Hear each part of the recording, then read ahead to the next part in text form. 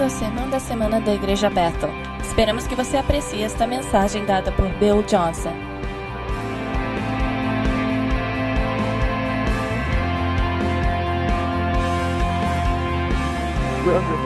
Pegue a sua palavra, abra em Romanos 15, se você puder. Romanos 15.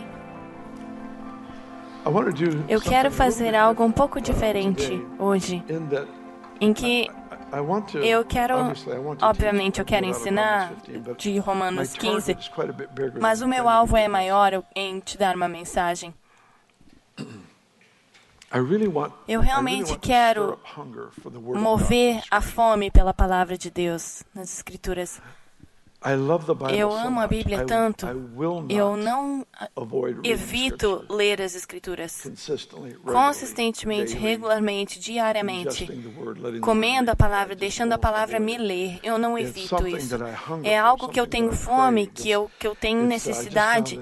Eu achei um aplicativo recentemente pela minha esposa, um aplicativo que lê em voz alta porções das Escrituras e eu posso ouvir o livro inteiro de Atos. Recentemente, só dirigindo até o escritório, eu ligo no meu carro. É como tomar um banho enquanto você está dirigindo, tomando um banho na presença de Deus. E um mês e pouco atrás, a nossa filha foi para o hospital. Muito obrigada por orar conosco.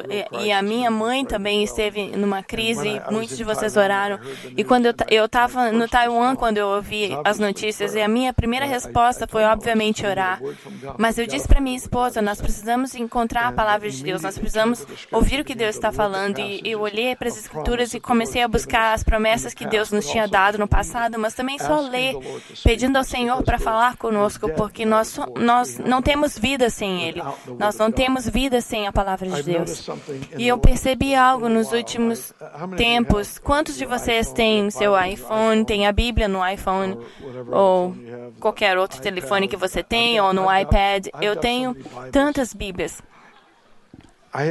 Eu tenho tantas em cada aparelho que eu tenho. O meu computador, meu Deus, é impressionante. Eu tenho estudos, eu posso olhar um verso, pressionar um número e eu tenho um estudo detalhado, comentários, recreação cristã. É legal. Eu amo a palavra de Deus. Mas o que eu percebi, e eu não digo isso de nenhuma forma para condenar ou falar sobre isso de outra forma, eu sou muito grato por ter as Escrituras em todos esses aparelhos, mas eu percebi que eu tenho lido a Bíblia pelo meu iPad a maioria do tempo, no último ano, e é tão maravilhoso, mas eu percebi que não era saudável para mim não ter um relacionamento com as páginas. Então, se vale de alguma coisa, saber que está no lado esquerdo, na primeira coluna, lá para baixo, não tem preço. A gente precisa fazer um comercial igual do cartão de crédito da Visa, que diz isso não tem preço. Você saber aonde está na sua Bíblia. Se a sua Bíblia é muito boa para você marcar, joga ela fora e compra outra.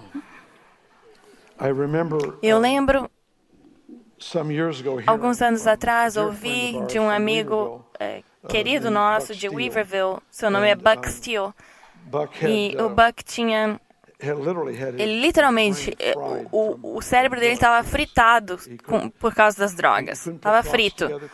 Ele não conseguia se concentrar, ele não conseguia funcionar normalmente na vida. O cérebro dele estava destruído, mas o Senhor falou com ele depois que ele foi salvo. O suficiente para ele entender. Se ele memorizasse as Escrituras, o Senhor ia curar a sua mente. Ele começou a focar num verso e memorizar. E começou a trabalhar com pequenas coisas. O Senhor começou a curar a mente dele. E hoje ele é um homem brilhante e foi completamente restaurado. Essa era a única história que eu tinha até um mês e pouco atrás. Eu falei com outra pessoa aqui que a mesma coisa aconteceu com ela. Essa pessoa, o cérebro dela tinha sido destruído por causa do uso de drogas. E quando essa pessoa começou a memorizar as Escrituras, o Senhor começou a curar a sua mente. Este livro está vivo. Ele está vivo. E o James Goll colocou uma frase no Instagram que eu acho que é sem preço. Ele diz: reclamar sobre um Deus silencioso enquanto a sua Bíblia está fechada é como reclamar que você não está recebendo mensagens quando seu telefone está desligado. E isso faz sentido. Sabe, o Senhor fala através da Bíblia. A fé vem em ouvir e ouvir a palavra de Deus. A fé vem por ouvir, mas de onde vem a capacidade para ouvir? Que bom que você perguntou. Daqui, da palavra de Deus, a fé vem de ouvir a palavra de Deus. Então, o que eu quero fazer hoje, eu posso dizer o que aconteceu comigo. Eu nunca fui um bom leitor. Tenho vergonha de dizer, mas eu era um estudante terrível. Eu tinha boas notas. Desculpa, mãe, fazer essa confissão aqui na sua frente, mas eu era um estudante terrível. As minhas notas eram boas. Eu sabia como apertar e tirar as boas notas no teste. Eu lembrava o suficiente para entrar e escrever as respostas certas. E todo mundo achava que eu sabia o que eu estava falando, mas eu não sabia. Eu odiava ler. Eu odiava escrever. Na verdade, qualquer coisa que tivesse algum esforço. Eu basicamente era alérgico a me esforçar. Mas quando eu disse um sim absolutamente apaixonado de entrega ao Senhor, alguém me deu um livro. E eu comecei a ler esse livro, e na verdade era sobre o livro de Romanos.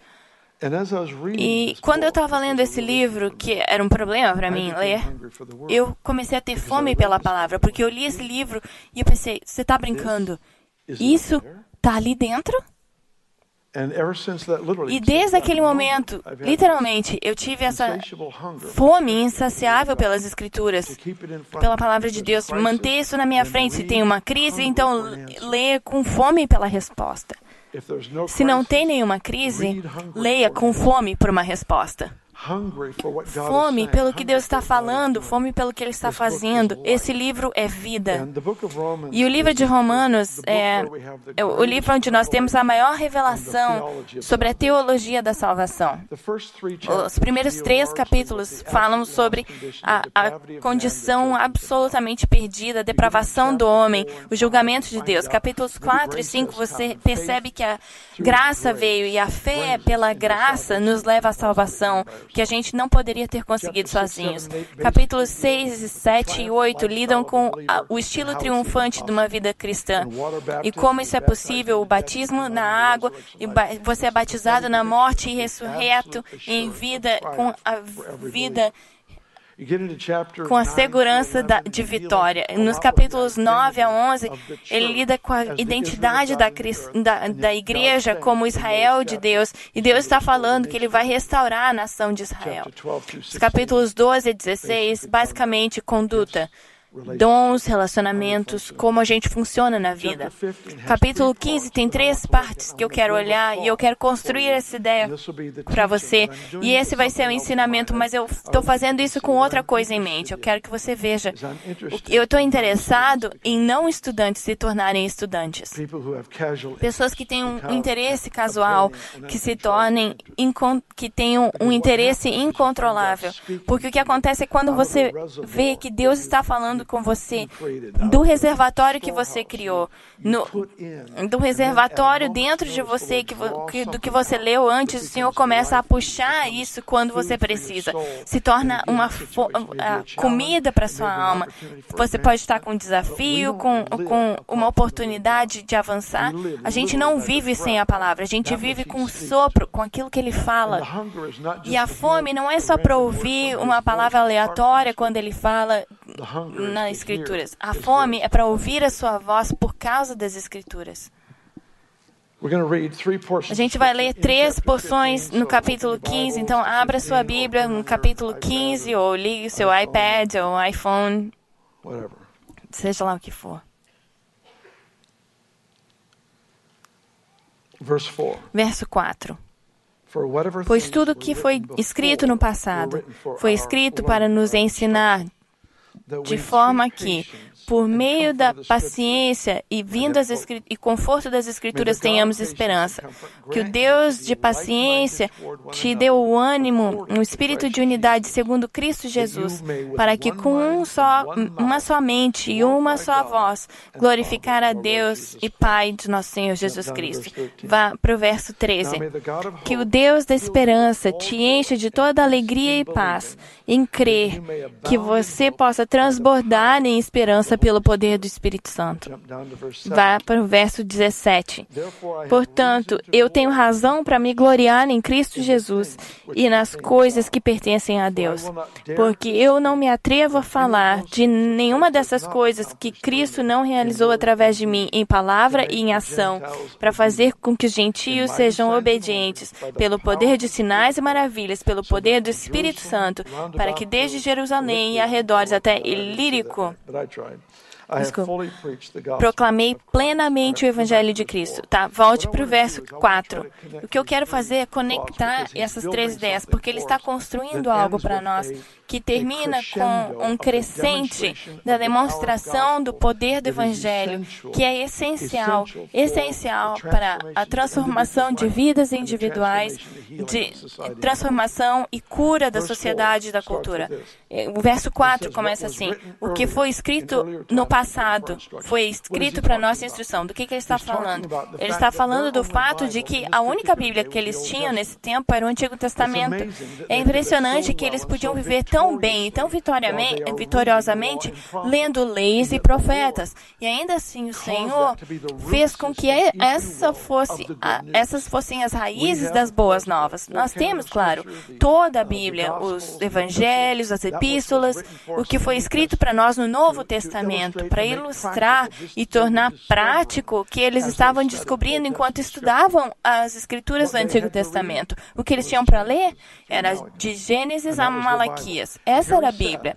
E aqui ele diz, o que foi escrito antigamente foi para nossa instrução, foi para nossa edificação, para nosso aprendizado. Deus nos ajudando a entrar numa realidade do Novo Testamento. Uma das alegrias para mim, sai um pouco, mas uma das alegrias para mim é encontrar a graça de Deus no Antigo Testamento. Está por todo o Antigo Testamento. E um dos desafios que nós temos como crentes do Novo Testamento é considerar o que terminou com a cruz. O que foi transformado pela cruz. E o que passou pela cruz sem mudar. Porque essas três realidades existem quando nós passamos do Antigo Testamento para o Novo Testamento. O que parou na cruz? O sacrifício de animais. O que mudou com a cruz? O sábado passou de um dia para um estilo de vida. O que passou imutável pela cruz? A adoração davídica, a adoração com música, celebrando a bondade de Deus, profetizado em Amós 9, afirmado em Atos 15, que é uma realidade presente. Então, quando eu encorajo você a puxar você para ter essa mentalidade de estudante, o Antigo Testamento está cheio... desculpa. Tá bom, acho que saiu. Fui liberto agora.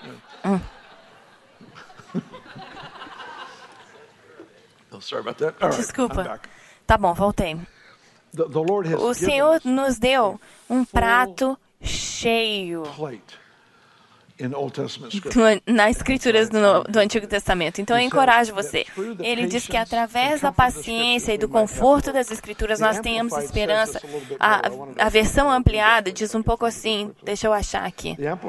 A versão ampliada faz o verso 4 ficar um pouco mais vivo. Tá vendo, tá aqui. Porque foi escrito antes, no passado, foi para a nossa instrução, que para a nossa inabalável, paciente perseverança e encorajamento tirado das Escrituras, nós guardemos a esperança no nosso coração. Você precisa ver o poder e a necessidade de uma vida cheia de esperança. O alvo é esperança por esse capítulo. O alvo é que você seja contagioso com esperança. E nesse processo, no começo começo desse tema de esperança é a celebração, é a revelação de um bom Deus, das boas novas de um Pai bom, que o fato de que a sua face brilha sobre nós. Em Lamentações 3, ele pula e dança de alegria sobre nós. E a descoberta disso acende algo no nosso coração que é absolutamente insubstituível, que não pode ser obtido de nenhuma outra forma. O conhecimento de que esse Pai, de como Ele é e como Ele nos celebra. Essas são as boas novas. Uma jovem mãe estava orando anos atrás e compartilhou isso com o Chris, e o Chris compartilhou conosco. Vários de nós têm falado o que ela falou. Olivia Shue, ela disse, depois de um tempo de oração, o Senhor falou com ela e ela falou para o Chris. O Senhor falou, me disse, a pessoa com mais esperança tem mais influência. Pense, a pessoa com mais esperança tem mais influência. Se você quer saber quem pode moldar os valores daqueles que tomam decisões na cultura, são as pessoas que demonstram o maior nível de esperança.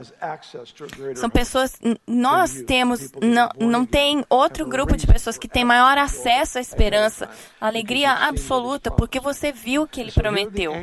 Então, aqui, a âncora é a esperança.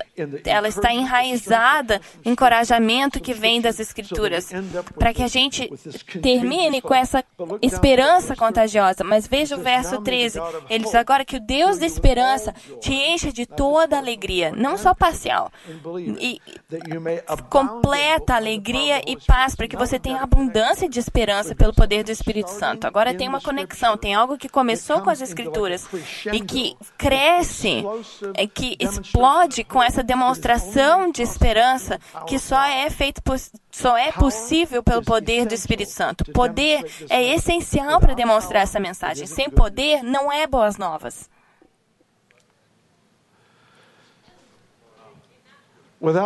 Sem poder, não é boas novas. É absolutamente essencial que o poder seja demonstrado. É um processo aqui, por todas as Escrituras, de como e por que o poder de Deus é demonstrado. Nunca é para nos entreter. É bizarro para mim que as pessoas vinham até Jesus. Imagine isso, você está sentado na multidão, Ele está curando os doentes, Ele está multiplicando comida. Enquanto Ele está fazendo isso, as pessoas vêm até Ele, testando Ele e pedindo que Ele dê um sinal. Eles o desafiaram a dar um sinal enquanto ele estava fazendo os sinais. Pense sobre isso. O que eles estavam fazendo? Eles queriam que ele desse uma performance para eles, não para as pessoas. Não que ele fizesse algo por compaixão pelas pessoas. Eles queriam que ele fizesse um show para eles. Deus nunca reduz o seu poder pela vontade do homem. É sempre para restaurar. É sempre para curar, para libertar.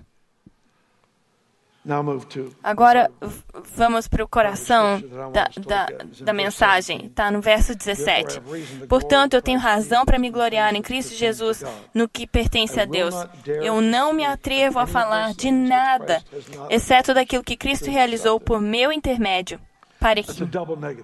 É um negativo aqui. Elas se cancelam. Diz,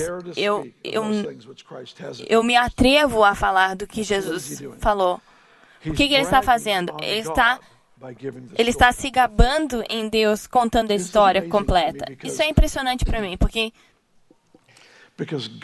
Deus mandou Paulo para os gentios.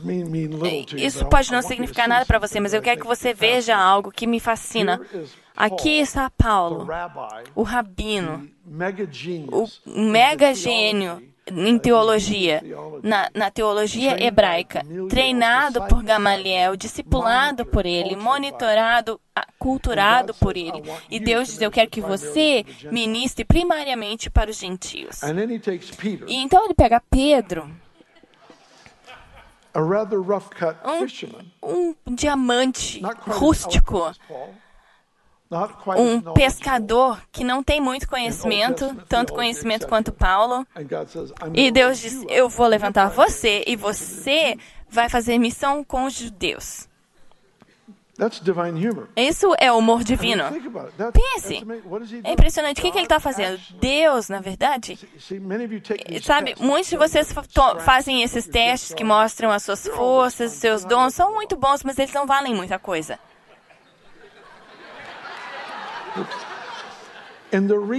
E a razão é que isso não inclui o fator de Deus, que às vezes escolhe você pelas suas fraquezas, para que Ele demonstre a sua força.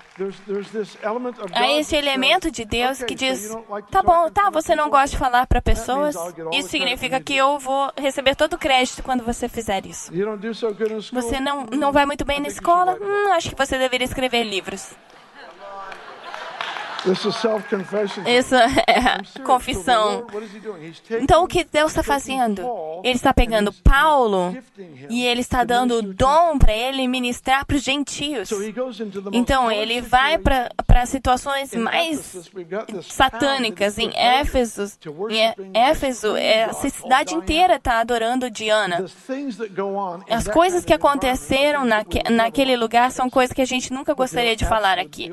Mas elas eram absolutamente ofensivas. E Paulo foi ali. O que acontecia com as prostitutas no templo e esses falsos deuses. E o Paulo vai ali, um homem que podia debater com qualquer rabino, vai no meio dessas coisas que ele era proibido de falar, como um judeu. E ele entra nesses lugares e ele sai desses lugares intocado, intacto, ileso, e ele prega com poder, porque na sua mensagem é a liberdade. A raiz está nas Escrituras. E isso se torna um encontro de poder que é movido pela esperança e se move num sobrenatural. Não é uma ideia positiva, não é uma mentalidade positiva, embora isso seja importante. É literalmente esperança que se torna contagiosa. Então aqui nós temos Paulo se gabando nesse trabalho, nessa obra de Deus. E no verso 18, eu não vou falar de nada do que Jesus não fez por mim, através de palavra e ação. Palavra e ação. Na sua mensagem e nas suas ações. O contexto é que eu vou provar para você. O contexto é que ações não é alimentar os pobres. Isso é valioso, mas não é essas ações. Servir a humanidade. Nesse contexto, a ação é especificamente demonstração de poderes miraculosos.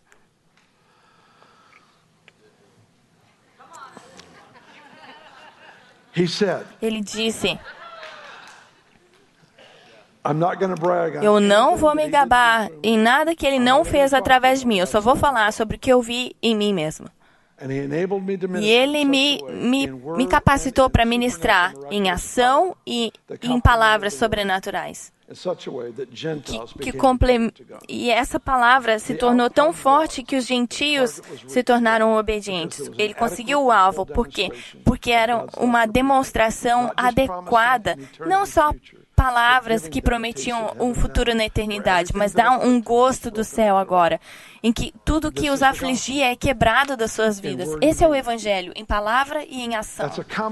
É uma combinação que você vai encontrar por todas as Escrituras. Várias vezes, quando eu estou lendo, eu marco versos que carregam palavra e ação na mesma frase. A razão, porque a nossa cultura permite que palavras venham de uma pessoa e talvez ações venham de outra. A nossa cultura permite que você faça uma escola de administração e seja ensinada por pessoas que nunca tiveram em negócios.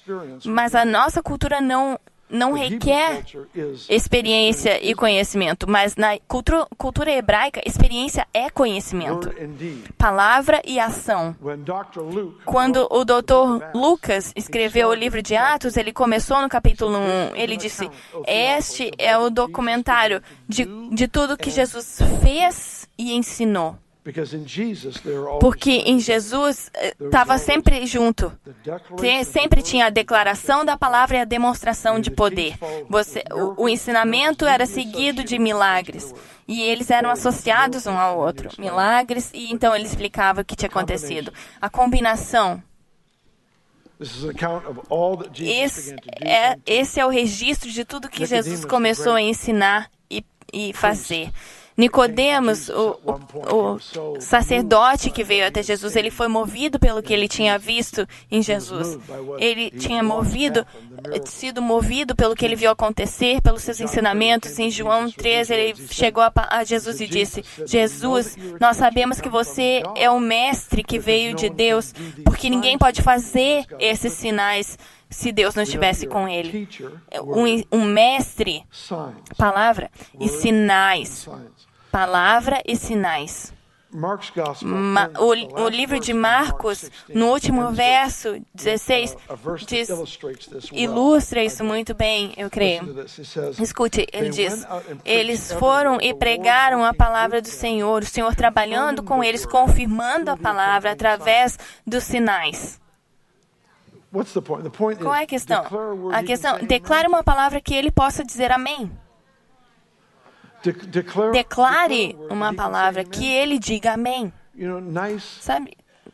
Bom, tá, você não faria isso, mas essa coisa anêmica. Deus quer fazer você se sentir melhor por um dia. Mensagem não lida com o diabo que está envolvido no problema. Ela apazigua a pessoa por um dia. Não, essa não é a mensagem. A mensagem é: o rei veio, o seu reino está presente. E todo inimigo do evangelho é derrotado na nossa vida e através da nossa vida. Isso é uma realidade para agora. Não é uma mensagem para algum dia. É uma mensagem para agora. Sim, Bill. Amém. Então ele diz, na última frase, no verso 18, fazer os gentios obedientes. O verso 19, pelo poder de sinais e maravilhas e por meio do poder do Espírito Santo. Assim que acontece, pelo poder do Espírito Santo, para que de Jerusalém até Ilírico eu tenho pregado o Evangelho de Cristo. Eu lembro quando eu era parte da Bethel aqui, trabalhava com meu pai nos anos 70, de 73 a 78. Eu lembro que ele veio à igreja uma vez e uma frase era usada muito aqui, o evangelho completo. E eu lembro que ele teve um pastor, um amigo na cidade, parte de outra denominação, uma que não concordaria no que nós acreditamos, no batismo do Espírito Santo e sinais e maravilhas, e ele foi honesto com meu pai. Ele disse, quando vocês usam esse termo, o evangelho completo, isso para mim significa que vocês têm o completo e nós só temos em parte. É bem ofensivo. E eu lembro que meu pai foi diante da igreja e disse: eu nunca mais vou usar essa frase novamente. Eu não quero demarcar esse limite e criar essa imagem que tem nós e tem eles. Tem as pessoas que têm tudo e as pessoas que têm menos. Há uma arrogância que entra nesse tipo de abordagem. E aqui uma coisa que eu percebi: não importa onde eu vou no mundo, que grupo de crentes, que denominação, quando eles estão experimentando a Deus, tem algo, tem uma atitude que vem no mover de Deus, que a gente está no meio do que Deus está fazendo na terra. E seria muito bom se todos os outros pudessem aprender conosco. Porque é difícil imaginar que Deus pode estar fazendo algo tão bom com outra pessoa. Mas quantos de vocês são inteligentes o suficiente para perceber, a gente provavelmente só ganhou um pedaço da torta e Deus está fazendo outras coisas no mundo? Tem toda essa abordagem de nós temos e eles não têm. Eu nunca falei sobre isso com vocês, mas eu quero me certificar que a gente não use termos assim, que isolam ou diminuam outros cristãos que estão andando com Deus, que estão buscando o propósito de Deus para a terra. Agora eu vou me contradizer um pouco. Desculpa. Creia no que eu acabei de falar e guarde isso em tensão. Você está entendendo? Você não pode Você recebe dando, você vive morrendo. Você não pode descobrir a sua significância até descobrir o quão insignificante você é. Tá bom. Aqui ele falou no verso 19, sinais e maravilhas pelo poder do Espírito de Deus. Eu tenho pregado o Evangelho completamente. Plenamente proclamar o Evangelho requer uma demonstração de poder. Não significa que toda vez que você tiver uma conversa, eu estou ensinando num grupo pequeno, não significa que você tem que ter um chamado para cura. Significa consistentemente pela nossa vida, onde tem um povo que está entrando numa maior demonstração de quem Deus é e do que Ele está fazendo. Nós temos uma obrigação, todo mundo nesse lugar aqui, que está andando com o Senhor, nós temos uma obrigação. A obrigação é de apresentar a mensagem com poder para as pessoas, que não vão conhecer a Deus de outra forma. A gente presume com esse capítulo que esse grupo de pessoas para quem Paulo pregou se converteram porque ele pregou com ousadia, com demonstrações de poder e foi irrefutável. Eles tiveram que se entregar a esse Deus que os amava tanto que quebrou o tormento da vida deles. Eu mencionei algo para alguns dos nossos estudantes aqui semana passada. Eu vi mais do que eu imaginei que veria na minha vida inteira. Eu já vi mais. Eu já vi Deus fazer mais coisas impossíveis do que eu já imaginei que veria. Então, se você fosse parar de fazer coisas milagrosas na minha vida e através da minha vida, eu ainda assim absolutamente teria a obrigação de pregar a mesma mensagem, porque as coisas que ele faz não são para o meu entretenimento, não é para melhorar a minha autoestima, para me ajudar na minha identidade em Cristo. Elas são inteiramente para demonstrar o coração de Deus para a humanidade. É isso que ele é. É um rei com uma resposta. E isso se chama o seu reino. Eu sou obrigado a pregar uma mensagem que tem poder. Uma mensagem que Deus diria amém e confirmar com poder. Qual é a questão? Eu creio que por causa dessa obrigação que cada cristão tem de demonstrar o poder de Deus, de se arriscar, de abrir a oportunidade em conversação ou em oração para dar a oportunidade para Deus fazer algo que só Ele pode fazer. E isso requer várias coisas de nós.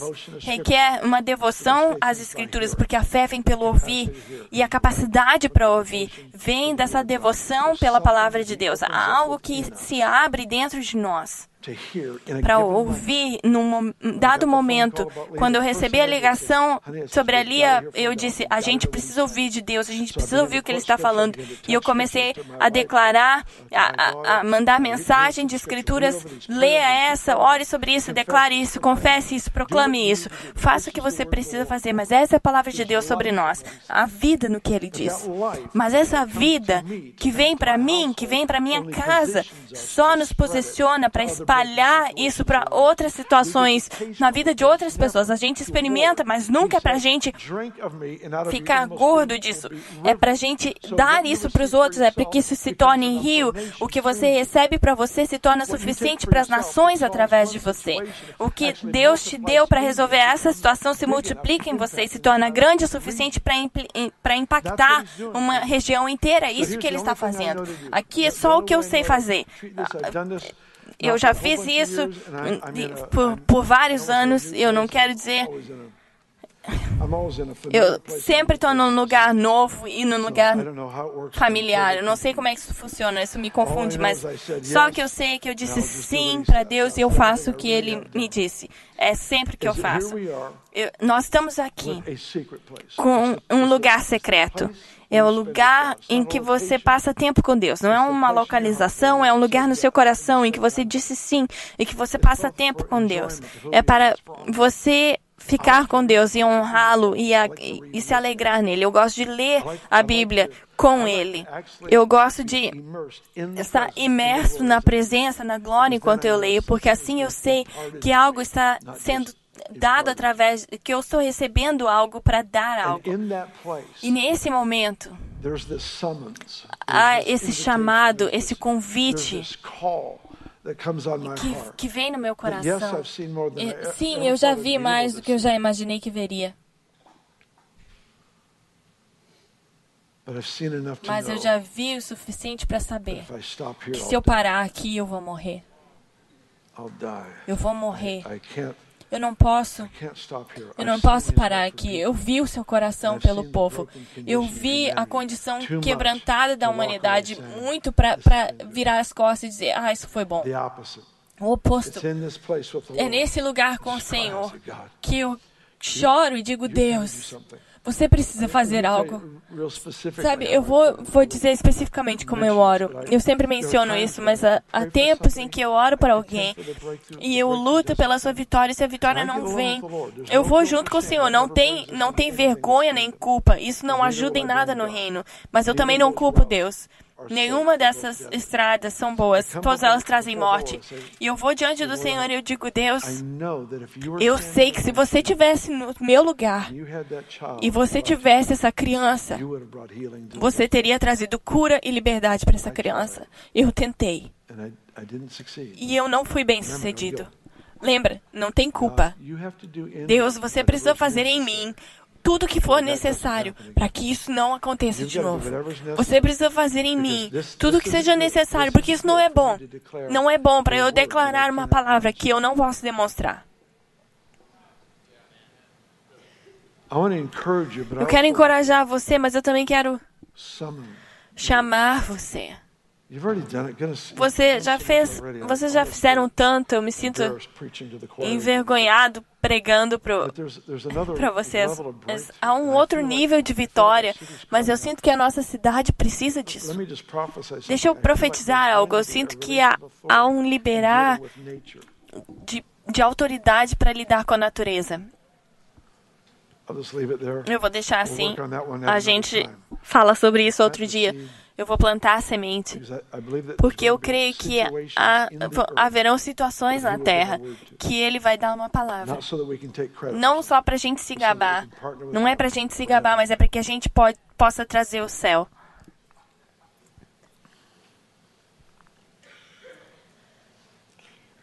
Amém, Bill. Boa palavra. Vamos nos levantar.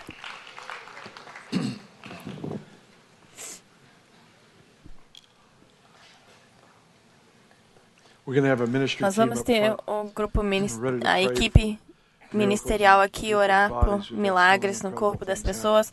Nós vimos tantas coisas maravilhosas acontecendo.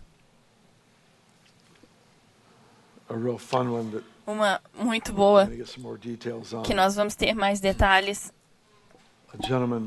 Um senhor na nossa comunidade estava ficando cego. Num olho ele tinha uma doença que não tinha cura. Um dos nossos estudantes orou por ele nas ruas, eu acho, em algum lugar.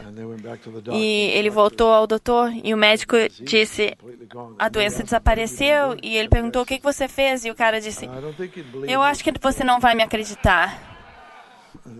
E o doutor disse, tenta. E ele disse, eu tive esse aluno da escola ministerial da Bethel orar por mim. E o doutor disse, na verdade, eu acredito em você. Você é o quarto hoje.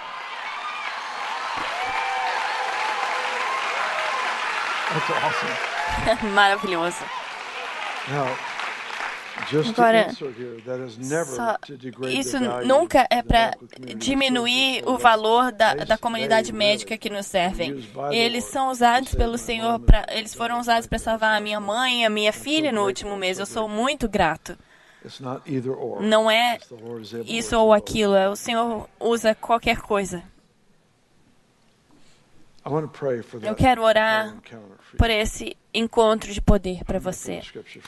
Fome pelas Escrituras. Pai, que haja um dom incomum, uma fome. Eu oro que você use a nossa conversa hoje para aumentar fome pela Palavra de Deus, pelas Escrituras. Eu te agradeço, Deus, que você fez ler as Escrituras, obter Bíblias aqui fácil e legal. Obrigada por isso. Obrigada pela abundância da palavra. Mas eu oro que você acenda os corações pelas Escrituras, mas, Senhor, a gente não está satisfeito só com conhecimento. Nós queremos palavra e ação. Nós queremos a coragem para a ousadia, mas nós queremos ver a demonstração de maior poder para situações impossíveis que sejam revertidas para a glória do Senhor. Nós oramos essas coisas em nome de Jesus. Amém.